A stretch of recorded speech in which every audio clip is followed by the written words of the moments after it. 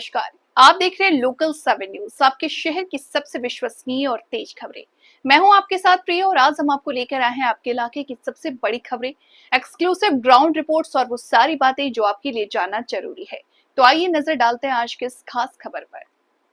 भारतीय किसान union Chaduni group के राष्ट्रीय अध्यक्ष गुरनाम सिंह चढ़ूनी ने मुख्यमंत्री को पत्र लिखकर धान की फसल से आई बीमारी और बारिश की वजह से खराब हुई फसल की मुआवजे की मांग किया है।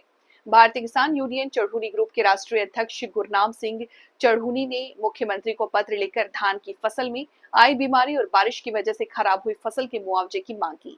भारतीय किसान यूनियन चढ़ूनी ग्रुप के राष्ट्रीय अध्यक्ष गुरनाम सिंह चढ़ूनी ने कहा कि हरियाणा के अनेकों जिलों में धान की फसल को इस वर्ष दोहरी मार झेलनी पड़ी। एक और किसानों की जीरी की हजारों एकड़ फसल पूरी तरह बर्बाद हो गई। वहीं वर्ष 2022 के सीजन की तरह इस वर्ष भी करनाल, कुरुक्षेत्र, यमुनानगर, कैथल, रोहतक सहित प्रदेश के कई जिलों में धान की फसल बीमारी आ गई, जिससे पौधे बोने रह गए हैं और जड़ें सड़ गई। सर्वेक्षण में ये पुष्टि हो चुकी है कि वायरस जनित यह समस्या नहीं है, किसानों के वश से बाहर है, जिससे किसान की फसल पूरी तरह बर्बाद हो गई।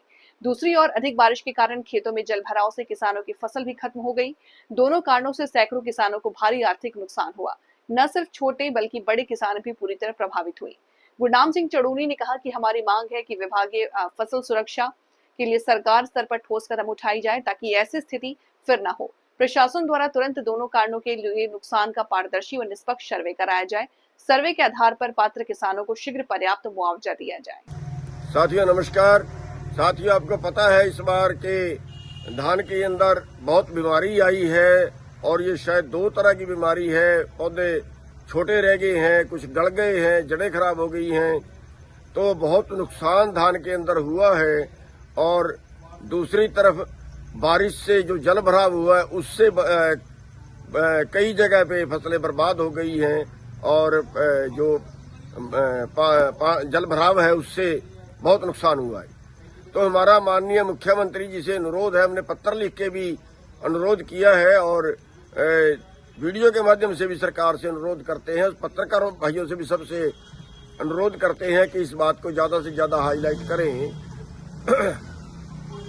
तो सरकार इस पे कृपया ध्यान दे। इसका जो मुआवजा है बीमारी का है उसका भी और जो बाढ़ से खराब हुई है उसका भी, तो कृपया इसका सर्वे करवाएं और ज्यादा से ज्यादा इसका जो मुआवजा है वो किसानों को दें जितना भी उसका नुकसान हुआ है। और जो बीमारी है उसकी कृपया ये जांच कराएं, क्या ये बीज से तो नहीं आई, आगे के लिए कोई दिक्कत ना आए, तो उसके ऊपर भी एक नियंत्रण के लिए आप उसका सर्वे करवाएं कि बीमारी बीज में थी या प्राकृतिक किसी तरीके से आई है। अगर बीज में है तो उसका हिसाब से उसका जो है सरकार को स्टैंड लेना चाहिए आगे के लिए। तो हमारी ये दो तरह की मांगे हैं, एक मुआवजे की है और एक जो फसल खराब हुई है वो उसके बीज में खराबी थी या क्या थी।